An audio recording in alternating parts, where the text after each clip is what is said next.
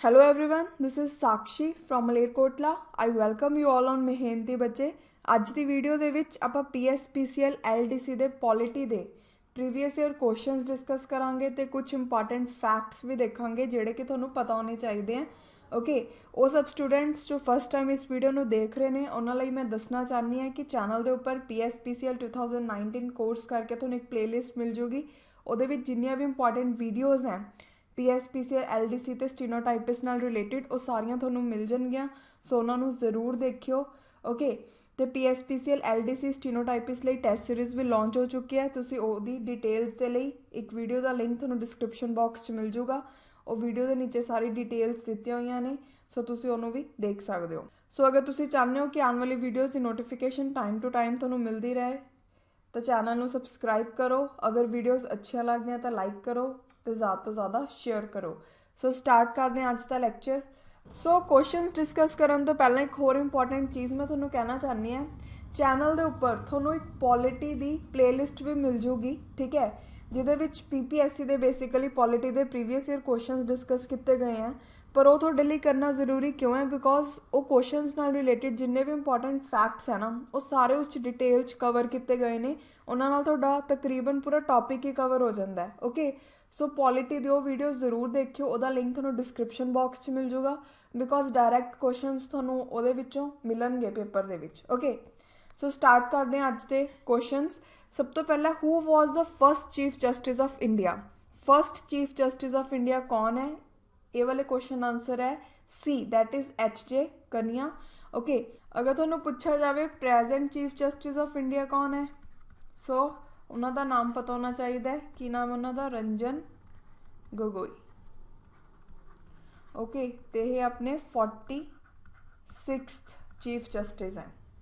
Next question ਹੈ, when was supreme court of India establish? ਇਹ question ਦਾ answer ਕੀ ਆਊਗਾ?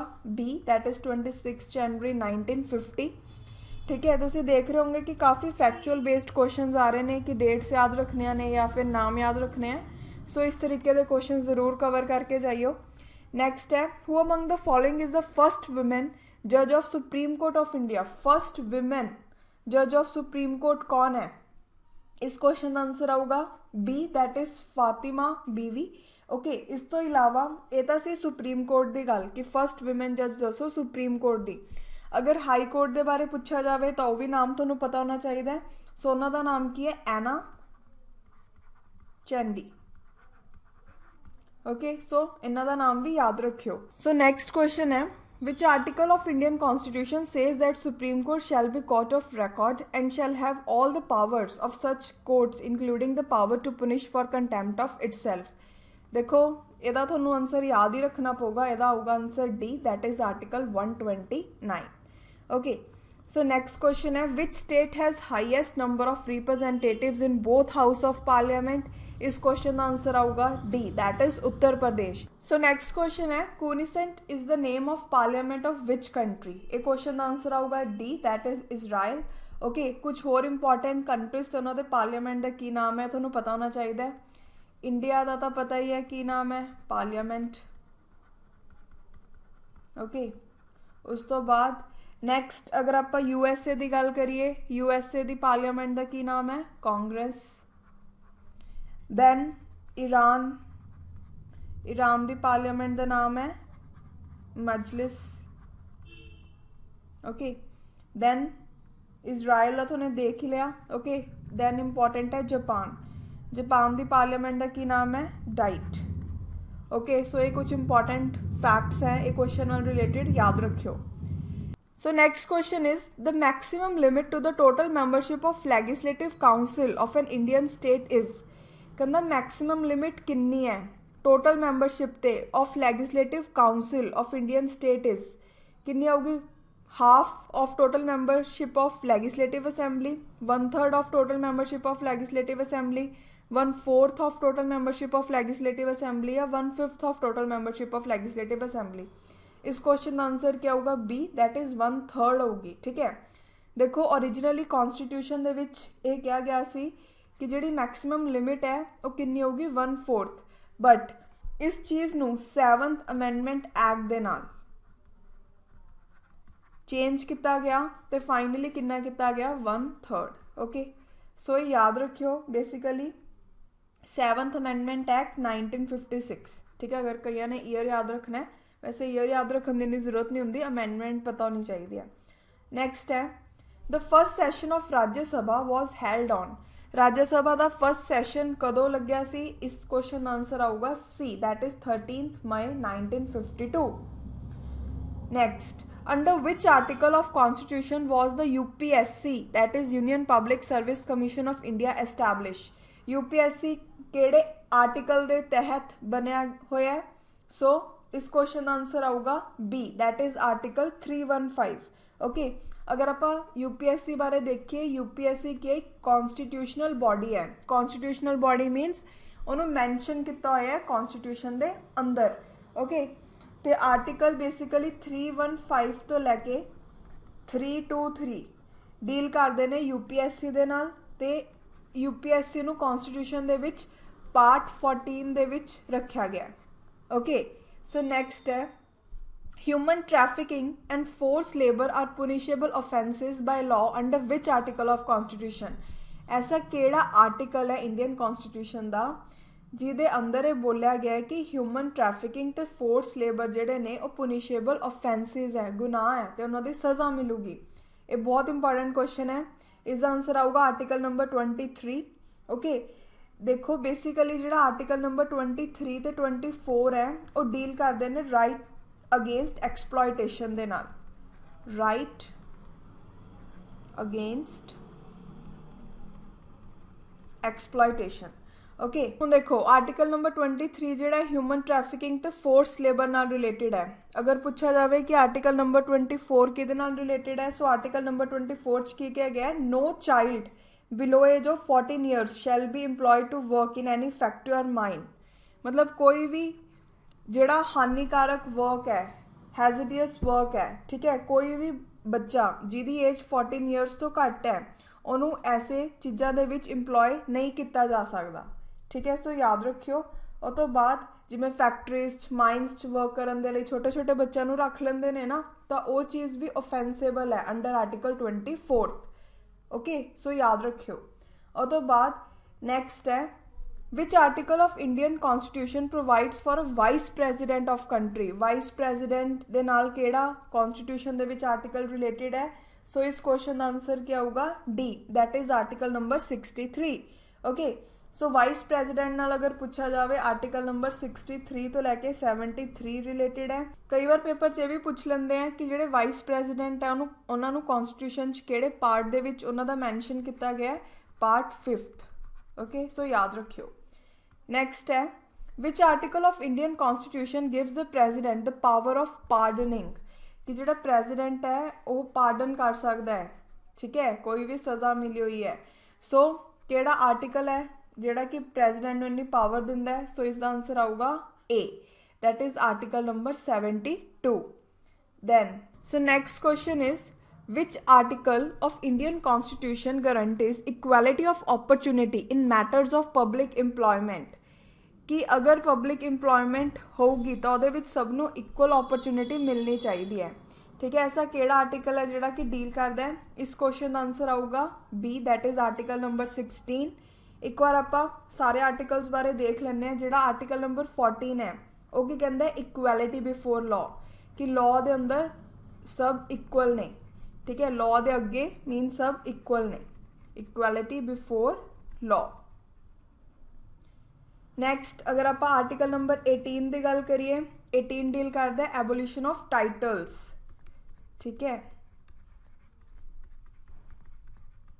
देन आर्टिकल नंबर 19 डील करता है protection of certain rights regarding freedom of speech and expression, freedom to assemble peacefully etcetera. ठीक है, सो याद रखियो। सो नेक्स्ट क्वेश्चन है which article of Indian constitution ensures abolition of titles? ठीक है, हुणे दस्सिया आर्टिकल नंबर 18 इस चीज़ नाल डील करता है। उस तो बाद आर्टिकल 16 बारे भी आप देख चुके, 19 बारे भी देख चुके। Article number 21 is very important, तो किहदे नाल रिलेटेड है? आर्टिकल नंबर 21 दे विच क्या गया? Protection of life and personal liberty, बहुत ज़्यादा इंपॉर्टेंट है। Protection of life and personal liberty. Okay, next question है, to provide free and compulsory education to every child from 6 to 14 years of age was made a fundamental right by which amendment of Indian Constitution? इस question answer आऊगा B, that is 86th amendment. Basically 86th amendment ਦੇ ਨਾਲ constitution ਦੇ ਵਿੱਚ article 21A add ਕੀਤਾ ਗਿਆ ਸੀ।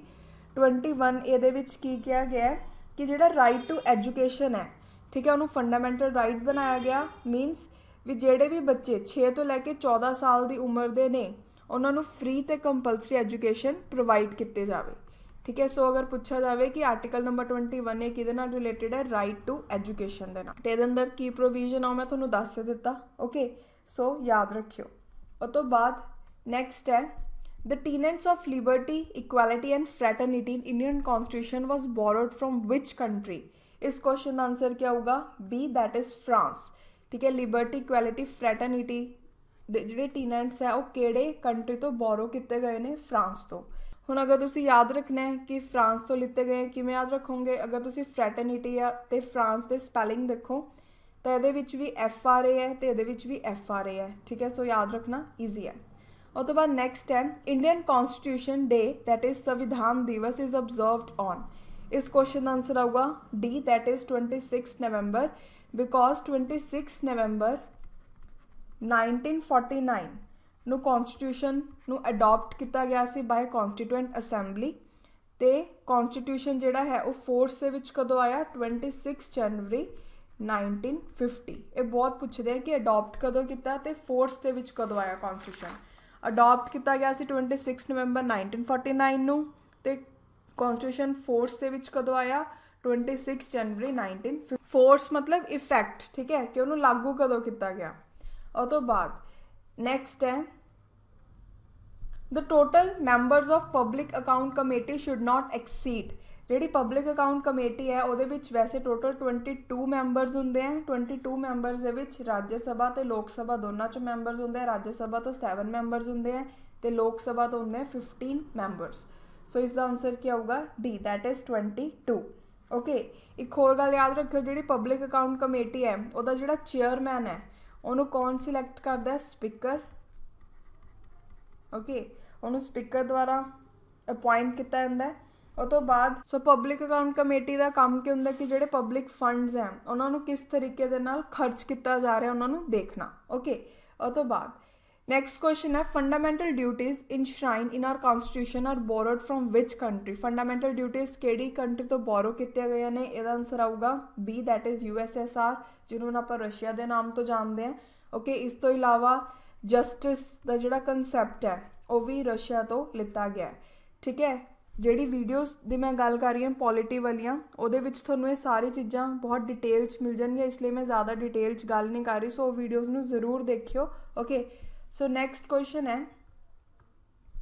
हू in India is responsible for appointing ambassadors to foreign countries? कौन responsible होंदा एंबेसडर्स नूं अपॉइंट करन दे लई जिन्हां नूं फॉरन कंट्रीज़ दे विच भेजा जांदा है? सो ये क्वेश्चन का आंसर आऊगा A, that is president. So next question है, which of the following state has bicameral legislature? Bicameral legislature मतलब की है कि स्टेट दे विच 2 हाउसिज हैं। ठीक है, लैगिसलेटिव काउंसिल भी है तो लैगिसलेटिव असैंबली भी है। ऐसी केड़ी स्टेट्स हैं? इस क्वेश्चन का आंसर आऊगा वैसे C, तो होर स्टेट्स के भी नाम तुहानूं पता होने चाहिए हैं। केड़ी UP, that is Uttar Pradesh, then Maharashtra, then Andhra Pradesh, okay, then Bihar and Karnataka. Next है, by which constitution amendment act was Arunachal Pradesh made a full fledged state? Arunachal Pradesh नूं केड़ी कॉन्स्टिट्यूशन अमेंडमेंट एक्ट दे नाल फुल फ्लैज स्टेट बनाया गया? इस क्वेश्चन का आंसर आऊगा B, that is 55th amendment act.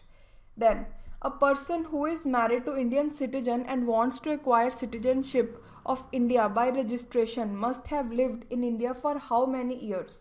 कहता कोई ऐसा पर्सन जिहदा विआह इंडियन सिटीजन नाल होया होवे ते ओह सिटीजन नूं एक्वायर करना चाहता है India the bye registration.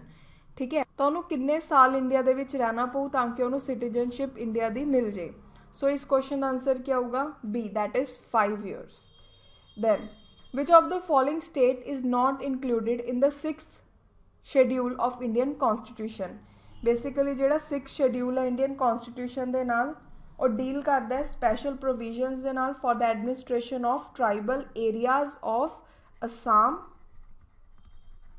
Meghalaya, then Tripura and Mizoram. Okay, so ਇਹਦੇ ਵਿੱਚ ਕਿਹੜੀ ਸਟੇਟ ਨਹੀਂ ਹੈ? Answer is C, that is Manipur. Manipur ਦੀ ਬਜਾਏ ਕੀ ਆਣਾ ਚਾਹੀਦਾ ਸੀ? ਮਿਜ਼ੋਰਾਮ. ਠੀਕ ਹੈ, ਜਿਹੜੇ ਸ਼ਡਿਊਲ ਵਾਲਾ ਟੌਪਿਕ ਹੈ ਬਹੁਤ ਇੰਪੋਰਟੈਂਟ ਹੈ ਤੇ ਪੂਰਾ ਕਵਰ ਕੀਤਾ ਹੋਇਆ ਵੀਡੀਓਜ਼ ਦੇ ਵਿੱਚ, ਉਹਨਾਂ ਨੂੰ ਜ਼ਰੂਰ ਦੇਖਿਓ. ਉਹ ਤੋਂ ਬਾਅਦ services under union and state come under which part of Indian constitution. इस क्वेश्चन का आंसर आऊगा बी, दैट इज पार्ट 14. ठीक है, आप यूपीएससी की गल की सी ना, वही चीज़ है. और तो बाद next, the government of India has set up Sarkaria commission on centre state relation in which year. देखो बेसिकली जो सरकारिया कमीशन है ना, उन्होंने गवर्नमेंट ऑफ इंडिया द्वारा सैटअप किया गया सी 1983 दे विच. ਹੁਣ ਉਹਦਾ ਪਰਪਸ ਕੀ ਸੀ ਸੈਟਅਪ ਕਰਨ ਦਾ? ਤਾਂ ਕਿ ਉਹ ਸੈਂਟਰ ਸਟੇਟ ਰਿਲੇਸ਼ਨ ਨੂੰ ਐਗਜ਼ਾਮਿਨ ਕਰਨ ਤੇ ਸੁਜੈਸਟ ਕਰਨ ਕੁਝ ਚੇਂਜਸ. ਓਕੇ, ਸੋ ਤੁਸੀਂ ਇਹ ਚੀਜ਼ ਯਾਦ ਰੱਖਣੀ ਹੈ ਕਿ ਜਿਹੜਾ ਸਰਕਾਰੀਆ ਕਮਿਸ਼ਨ ਹੈ, ਪਹਿਲੀ ਗੱਲ ਤਾਂ ਇਹ ਯਾਦ ਹੋਣੀ ਚਾਹੀਦੀ ਹੈ ਕਿ ਉਹ ਕਿਸ ਚੀਜ਼ ਨਾਲ ਰਿਲੇਟਡ ਹੈ? ਸੈਂਟਰ ਸਟੇਟ ਰਿਲੇਸ਼ਨਸ ਦੇ ਨਾਲ. ਤੇ ਸੈਕਿੰਡ ਗੱਲ, ਕਦੋਂ ਸੈਟਅਪ ਕੀਤਾ ਗਿਆ? 1983. ਓਕੇ, ਸੋ ਨੈਕਸਟ ਕੁਐਸਚਨ ਦੇਖਦੇ ਹਾਂ. The Union Territory of Andaman and Nicobar Islands come under the jurisdiction of, इसका आंसर आऊगा D, that is Calcutta High Court. Basically West Bengal ते अंडमान एंड निकोबार किस हाई कोर्ट की jurisdiction के under आते हैं? Calcutta high court. ओके, सो याद रखियो, इंपॉर्टेंट है. केड़े केड़े यूटीज़ या केड़े केड़ी स्टेट्स ਕਿਹੜੇ ਹਾਈ ਕੋਰਟ ਦੇ ਜੁਰੀਡਿਕਸ਼ਨ ਦੇ ਅੰਡਰ ਆਉਂਦੀਆਂ ਨੇ? ਇਹ ਕੁਐਸਚਨ ਬਹੁਤ ਇੰਪੋਰਟੈਂਟ ਹੈ, ਆਉਂਦਾ ਰਹਿੰਦਾ ਐਗਜ਼ਾਮਸ ਦੇ ਵਿੱਚ. ਜਿਹੜੀ ਵੀਡੀਓਜ਼ ਮੈਂ ਤੁਹਾਨੂੰ ਦੱਸਿਆ ਨੇ ਉਹਦੇ ਵਿੱਚ ਡਿਟੇਲ ਦੇ ਵਿੱਚ ਕਰਵਾਇਆ ਗਿਆ ਹੈ, ਸੋ ਉਹਨਾਂ ਨੂੰ ਜ਼ਰੂਰ ਦੇਖਿਓ. ਓਕੇ, ਉਹ ਤੋਂ ਬਾਅਦ ਨੈਕਸਟ ਕੁਐਸਚਨ ਹੈ, who was the first Muslim president of Indian National Congress. Indian National Congress ਦੇ ਫਸਟ ਮੁਸਲਿਮ ਪ੍ਰੈਜ਼ੀਡੈਂਟ ਕੌਣ ਨੇ? ਇਸ ਕੁਐਸਚਨ ਦਾ ਆਂਸਰ ਆਊਗਾ B, that is Badruddin Tyabji. Okay, then next question is, who among the following is the first Indian Prime Minister to resign from office. इन्हां विचों ऐसे कौन फर्स्ट इंडियन प्राइम मिनिस्टर है जिन्हां ने रिजाइन किया से अपने ऑफिस चो? इस क्वेश्चन का आंसर आऊगा A, that is Morarji Desai. Then the dash amendment of Indian constitution is related to provision under political defections. इसका आंसर आऊगा C, that is 52nd amendment act. Basically जो 52nd अमेंडमेंट एक्ट से ਉਹਦੇ ਨਾਲ 10th शेड्यूल ऐड किया गया ਜਿਹੜਾ कि एंटी डिफेक्शन लॉ ਦੇ ਨਾਲ रिलेटेड है. सो याद रखियो इस चीज़ ਨੂੰ. Okay, then a political party must be recognised as a state party in how many states to become a national party. अगर किसी पॉलिटिकल पार्टी ने नैशनल पार्टी की तरह रिकॉग्नाइज होना है तो उन्होंने कितनी स्टेट दे विच स्टेट पार्टी की तरह रिकॉग्नाइज होना पऊगा? इसका आंसर आऊगा A, that is 4 or more than 4. Okay, so ये सी पॉलिटी के क्वेश्चंस. बाकी डिटेल्स के लिए वो वीडियोज़ का लिंक थोड़ा मैं डिस्क्रिप्शन बॉक्स दे दूँगी जिहदे विच पॉलिटी के काफ़ी डिटेल दे विच क्वेश्चंस नूं डिस्कस किया गया है. सो उन्होंने ज़रूर देखियो. ओके, बहुत कुछ तुहानूं सीखण नूं मिलूगा. सो अज की वीडियो दे विच इन्ना ही. मिलते हैं next lecture they which. Thank you so much.